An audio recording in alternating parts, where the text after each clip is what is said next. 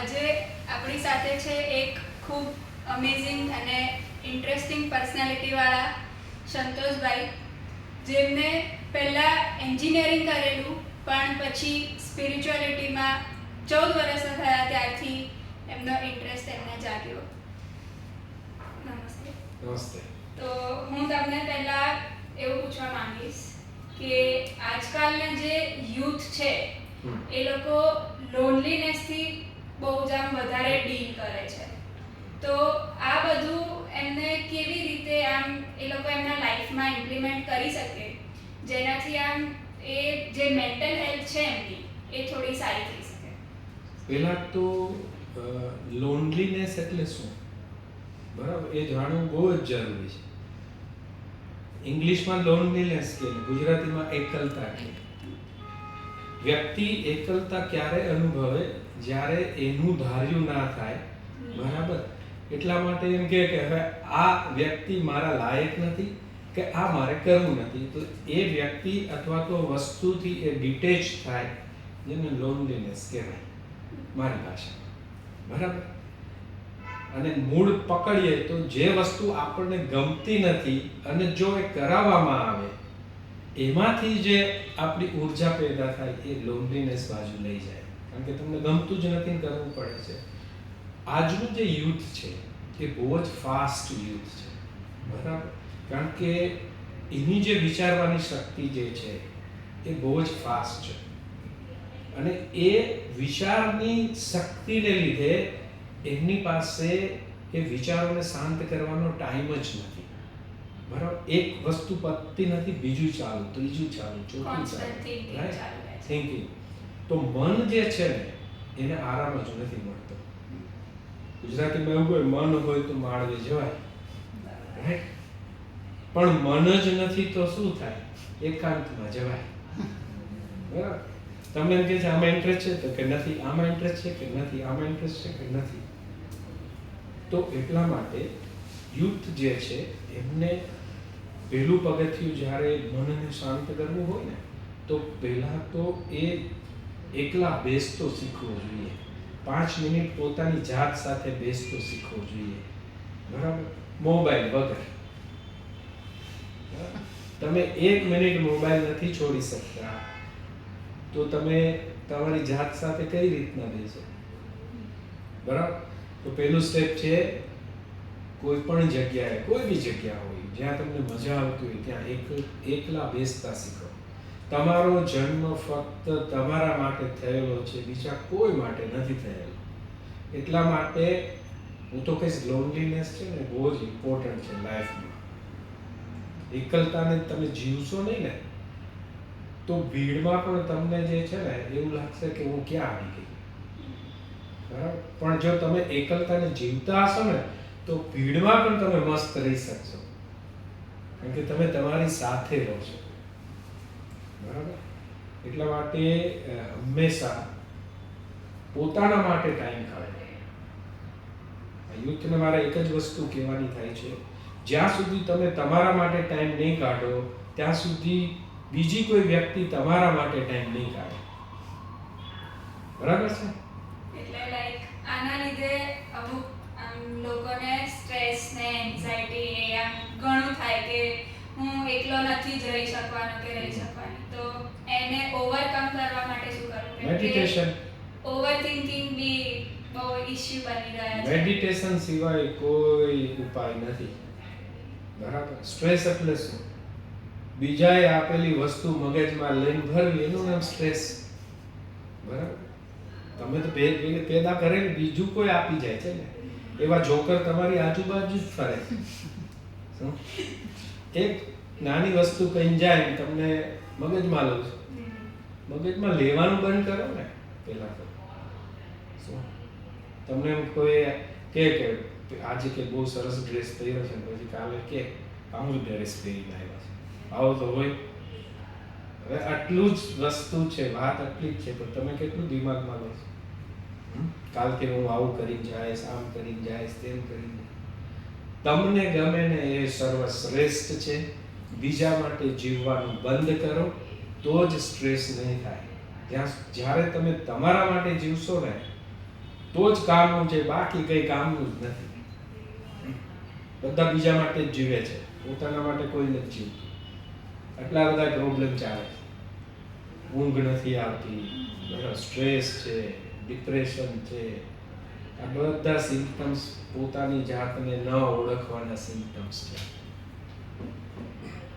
એટલે હવે મારા જોડે ખુદ આ પ્રોબ્લેમ થયેલા છે, એટલે મેં કીધું કે એને ઓવરકમ કરવું બહુ જરૂરી છે. કેમ કે હું બી આમ એટલી બધી નથી રહી શકતી.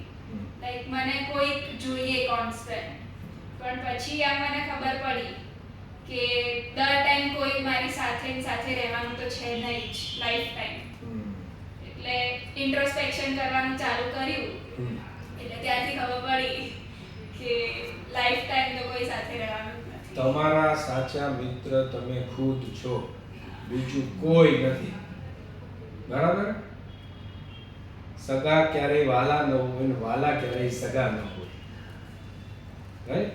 એટલે પોતાની જાત જોડે રહેતા શીખો. રોજ મિરરમાં જોઈને ઈશ્વરને થેન્ક યુ કહો, તમારી જાતને થેન્ક યુ કહો. મિરરમાં જોઈને તમે ખુદને એપ્રિશિએટ કરો. બરાબર? બીજાને એપ્રિશિએટ કરો એટલે ખુદને તો કરો. ખુદના બ્લેસિંગ્સ લો. લીધા છે ત્યારે પોતાના બ્લેસિંગ્સ? હે? તો ખુદના બ્લેસિંગ્સ લો. વાતો કરો પોતાની જાત જોડે, પોતા જોડે વાતો કરો. બીજાને ક્યાં ગામમાં કોણ પકડવાના? એટલે આ જે વાસ્તુશાસ્ત્ર અને એસ્ટ્રોલોજી ને બધું છે, એ પહેલા હું નથી માનતી, પણ એને હજી ડીપ આમ નોલેજ જોઈએ છે મારે. તો એમાં થોડુંક એક્સપ્લેનેશન. આ શાસ્ત્ર એવું છે કે એક તો આ શાસ્ત્ર જે છે ને શ્રાપિત શાસ્ત્ર છે. બરાબર? શ્રાપ આપેલું શાસ્ત્ર છે. કોઈ પૂછે ને તો જ જવાબ આપી શકીએ એવું છે. તમે જાતે બધું કહેવા માંડો તો એ તમને શ્રાપ લાગે. પણ આ શાસ્ત્રનું નોલેજ દરેક વ્યક્તિએ હોવું જ જોઈએ. તમારા જીવનમાં શું ઇવેન્ટ બનવાની છે એ આ શાસ્ત્ર સિવાય કોઈ શાસ્ત્ર નહીં બતાવી શકે. હવે તમને ખબર પડે આ ઇવેન્ટ બનવાની છે, તમે ચેતી જાઓ કે નહીં? બરાબર? પ્રિપેર થઈ Yes. જાય સિચ્યુએશન્સ માટે. એટલા માટે જ આ શાસ્ત્રની જરૂર છે અને બધાએ શીખવું જોઈએ. અને આમાં કોઈ રોકેટ સાયન્સ નથી. પ્લેનેટ્સને સમજો, એની ઉર્જાને સમજો, બરાબર? એનું એપ્લિકેશન સમજો. હવે એક ઘર છે, એમાં જ બધા પ્લેનેટ છે. ચંદ્ર માતા છે, સૂર્ય પિતા છે. બરાબર? બુદ્ધ કોણ છે? બેન છે, બુઆ છે, મોસી છે. શનિ કોણ છે? મોટો ભાઈ છે. મંગળ કોણ છે? નાનો ભાઈ છે. બરાબર? બીજું શનિ કોણ છે? તમારી ઘરે જે કામ કરે છે, નોકર છે. રાહુ કેતુ કોણ છે? જે તમને નેગેટિવ એનર્જી આપે છે. બરાબર? તો બધા પ્લેનેટ તો તમારા ઘરમાં હાજર જ છે, ખાલી એને વાંચતા આવડતું હોય. બરાબર? તો એકદમ સિમ્પલ છે. તો આ શાસ્ત્ર બહુ સરળ શાસ્ત્ર છે, ખાલી સમજવાની જરૂર છે. અને આ શાસ્ત્રનું નોલેજ બધાએ લેવું જોઈએ. હું તો અત્યારની યંગ જનરેશનને એવું કહીશ કે તમે જે કંઈ પણ કરતા હો, જોડે આ શાસ્ત્ર 110% શીખો. બરાબર? ત્યારે તમને ખબર પડશે કે ડિપ્રેશન, ઓકે, ચંદ્ર રાહુ ભેગું છે, ડિપ્રેશન આવવાનું જ છે, તો એને ઓવરકમ કેમ કરવું? બરાબર? ચંદ્રનો ઉપાય કરો, રાહુનો એકનો ઉપાય કરો, રિઝલ્ટ આવે જ છે. કશું જ નથી. અને નેગેટિવ થોટ્સ ને દૂર કેવી રીતે કરવા આના બેઝ પર? એક જ વસ્તુ કીધી, મેડિટેશન થ્રુ જ થશે. બરાબર? નેગેટિવ થોટ્સ ક્યારે આવશે? મન તમારું પ્રોપર નથી, બરાબર, તો જ આવવાના. પેલા પોતાની જાતને ઓળખો, બસ, બીજું કાંઈ નહીં. કોણ શું કહે છે એના કરતાં તમારે શું કરવું છે ને એ બહુ જરૂરી છે. તમારે ભણવું છે બીજી વસ્તુ, તમારા ફાધર કહે છે મારે તને ડોક્ટર બનાવી છે, બરાબર, તો એના વિચાર એના છે, તારા વિચાર તારા છે. મેં એવા ઘણા સ્ટુડન્ટોને જોયા છે પેરેન્ટ્સે કીધેલા સબ્જેક્ટ લીધેલા છે અને 1 વર્ષમાં ડ્રોપ લઈ અને એને ગમતા સબ્જેક્ટમાં અત્યારે ટોપ ઉપર એ માણસો છે. એટલે તમને શું ગમે છે ને પહેલા તો એ નક્કી કરો. શાસ્ત્ર તમને બધી જગ્યાએ સપોર્ટ આપવા માટે સક્ષમ છે.